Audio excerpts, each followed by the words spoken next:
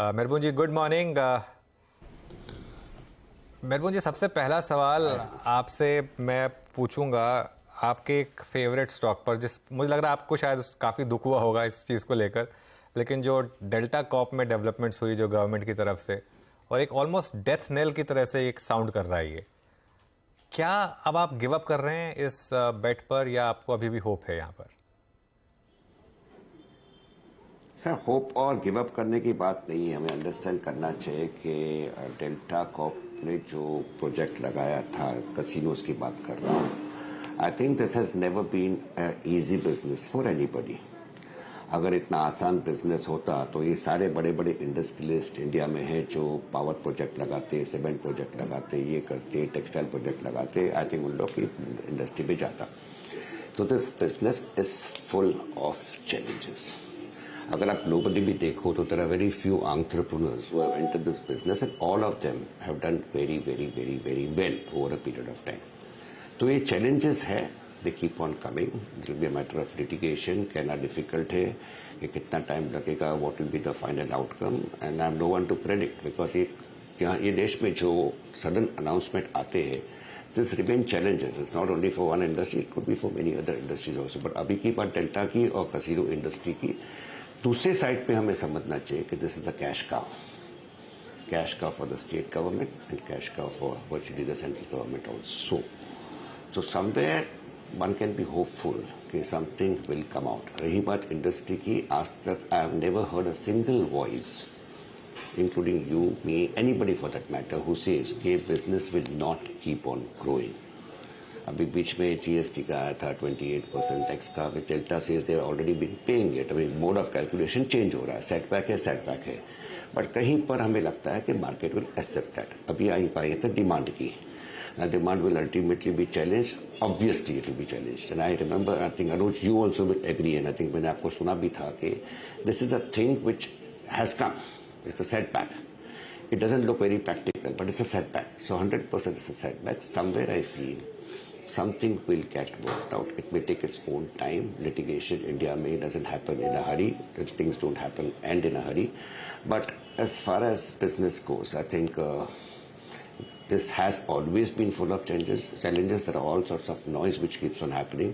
But considering ये एक industry है जो आगे चल के सॉलिड ग्रोथ दे सकती है, सॉलिड रेवेन्यू दे सकती है सबको, and if you take it as a little bit of an entertainment vis-a-vis F&O type of derivatives trading which is happening right now, where people keep on losing money yet people keep on indulging.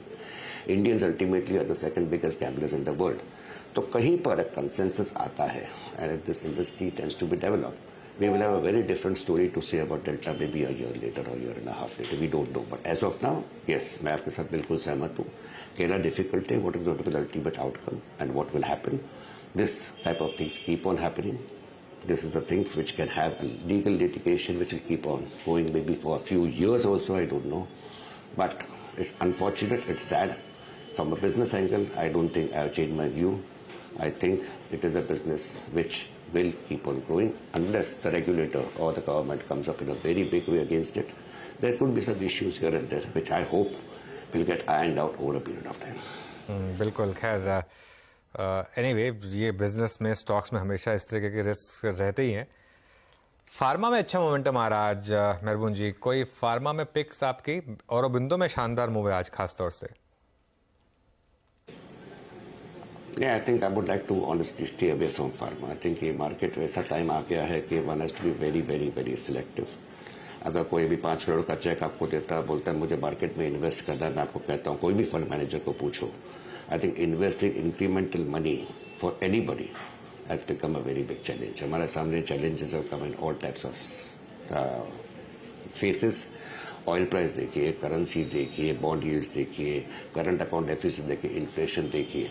अभी आप कहेंगे ये बात काफ़ी दिनों से मैं कह रहा हूँ, आप कह रहे हैं, सब लोग कह रहे हैं, but yet market is resilient. तो यस, दूसरे साइड पर ये है कि market is very resilient.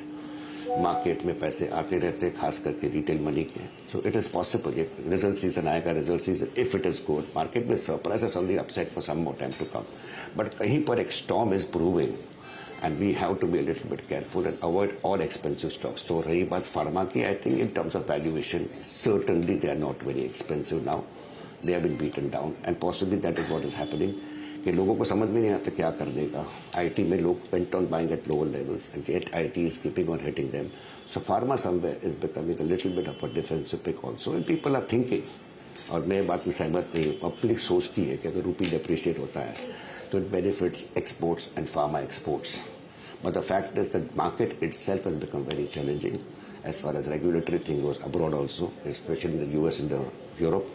So I am not very positive on this particular sector. इतना कहूँगा कि ये लेवल से ऊपर जाने की पॉसिबिलिटी ज़्यादा है as compared to lower sides because the valuations are not very expensive now. Okay, HDFC bank आपके पोर्टफोलियो में आई एम श्योर होगा. काफ़ी तंग किया है इस स्टॉक ने. अब क्या व्यू बन रहा है यहाँ पर मेहरबान जी? आई थिंक कोई पॉजिटिव ट्रिगर नहीं है. आई थिंक अगले 1 to 3 क्वार्टर के लिए. सो कहना यह है कि अनुज भाई कि आप सोचेंगे कि मार्केट कहीं ना कहीं गिरेगा, तो मैं कहूँगा फिर HDFC बैंक क्या खराब है, क्योंकि ऑलरेडी गिर चुका है. Nothing has happened. So maybe the downside could be at the 5-7% from here at most. So why should I not protect myself in HDFC Bank? And that is what is happening. But अभी के लिए कोई trigger नहीं है. अगर आप देखो तो कंपनी की लिक्विडिटी इतनी बढ़ गई है कि overall it's cost has gone up. Secondly, in a country like India, when you come under the RBI, especially with HDFC Bank or HDFC merger complete RBI, I think the regulatory things, the compliance things, the cost keep on going up. So if you look at the cost to income ratio, that is going to go up अगले 1-2 quarter के लिए. Also ये liquidity बढ़ने के कारण the money always which is lying with you, I think carries a cost. तो इसी कारण से मुझे लगता है कि the margins will also be under pressure when the market recognizes.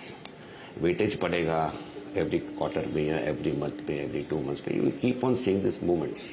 But fundamentally अगर आप मुझे पूछो तो I don't think the stock is expensive, but there are no positive triggers. तो अगर किसी के पास हो, नहीं बेचा हो, कोर होल्डिंग कहते आ रहे हैं, जैसे मैं कहते आ रहा था बरसों से कि core holding it has given super returns. But if you ask me, I think last few months have been negative for it. I don't see anything positive happening for the next few months more.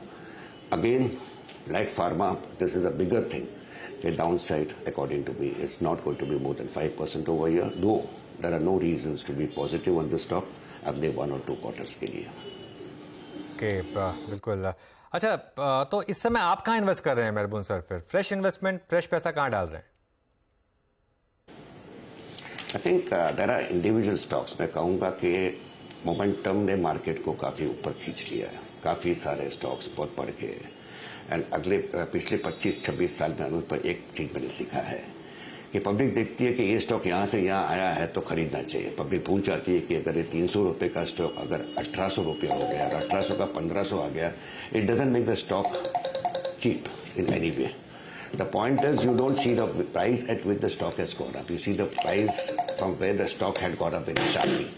So people have to be very, very careful of what they are buying. अगर आप मुझे पूछो तो मैं कहाँ by कर रहा हूँ, I think I'm continuing to buy into select stocks where I feel the business potential is very good. And the stocks are not very expensive. Expensively valued stocks, unknown stocks, मैं retail investor से कहना चाहूँगा कि लोगों ने पैसे बनाए हैं, इसने बोला उसने बोला मैं भी लेता हूँ, भाव बढ़ गया है. But this period now, I think people will have to be more careful and will have to buy very selectively. मेरा personal favorite से with clear disclosure, Anuj ji, I'm buying into a stock like GMDC. I think ये stock भले बढ़ चुका हो. Lithium coal mining में 2 blocks option हुए हैं. Rare earth minerals, Asmokadia becoming the chairman. I think all these are very big positives for Gujarat Mineral. If they decide to, if they actually implement what they are planning, this could be a very long story. दूसरा stock मुझे पसंद है personally is a company called Precision Wires. Clear disclosure, personally holding it, intend to buy more, no intention to sell at all. और ये stock को मैं at least 150% upside देखता हूँ over the next 2 years. So these 2 stocks I like personally. और Kirloskar pneumatic मैं करीबन 80-90 रुपये से कहते आ रहा हूँ. I think there was a buy report today of Ambit. I think this stock ultimately should be a 4-figure stock. Disclosures, all these stocks I'm holding for a long time and I intend to keep on holding for a very long time. Okay, मेहरबान, बहुत बहुत शुक्रिया आप इस कार्यक्रम में शामिल हुए और सभी इंडस्ट्रीज पे सेक्टर्स पर तैयार रखिए. और थैंक्स वरिंदर, थैंक्स. नमस्कार भी सर, और आपको सप्ताहांत की शुभकामनाएं. एक्सटेंडेड वीकेंड है, बेहद मस्त Thank you, रहे sir. Thank you. और सुकून मिले आपको, इन्हीं शुभकामनाओं के साथ। बता दें कि मनी कंट्रोल पर दिए गए विचार एक्सपर्ट्स के अपने निजी विचार होते हैं। वेबसाइट या मैनेजमेंट इसके लिए उत्तरदायी नहीं है। यूजर्स को मनी कंट्रोल की सलाह है कि कोई भी निवेश निर्णय लेने से पहले सर्टिफाइड एक्सपर्ट की सलाह लें।